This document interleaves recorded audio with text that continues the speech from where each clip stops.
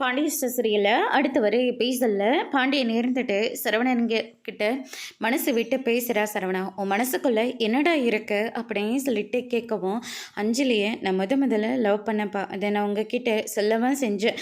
ஆனால் நீங்கள் தான் பெருசாக அதை எடுத்துக்கவே இல்லை. சொந்த பதம் யாரும் இல்லை, வேண்டான்னு சொல்லிட்டீங்க. சரின்னு சொல்லிட்டு அஞ்சலியை நான் மறந்துட்டேன். அதுக்கப்புறமா நீங்கள் தங்கமயில பார்த்து இந்த குடும்பம் ரொம்ப நல்ல குடும்பம், வீட்டுக்கு வந்த மகாலட்சுமி நானாக கஷ்டப்பட்டு தேடின பொண்ணுன்னு சொன்னீங்க. சரின்னு சொல்லிட்டு அப்பா சொல்கிறாங்களேன்றதுக்காக ஒரு வார்த்தை கூட மறு பேச்சு பேசாமல் தங்கமயிலோட கழுத்தில் நான் தாலியை கட்டினேன். சந்தோஷமாக தான் பையன் வாழ்க்கை போயிட்டு இருந்துச்சு. அதுக்கப்புறமா ஒவ்வொரு விஷயமா வயசு, அதுக்கு அடுத்ததாக எல்லா விஷயமும் வெளியே வர வர வர எனக்கு அவன் மேலே இருந்த எல்லா பாசமும் வெறுப்பாக மட்டும்தான்ப்பா மாறிச்சு. அவள் செஞ்ச தப்ப கதிர் மேலே பழிய தூக்கி போட்டா. கதிரும் அதை ஏற்றுக்கிட்டு தான் சந்தோஷம்தான் முக்கியம்னு சொல்லிட்டு எல்லா பழியும் தூக்கி அவன் தலைமையில் போட்டுக்கிட்டான். அதுக்கப்புறம் ஒரு பெருசாக ஒரு பொய் சொன்னா பார்த்தீங்களா, கர்ப்பமாக இருக்குன்னு.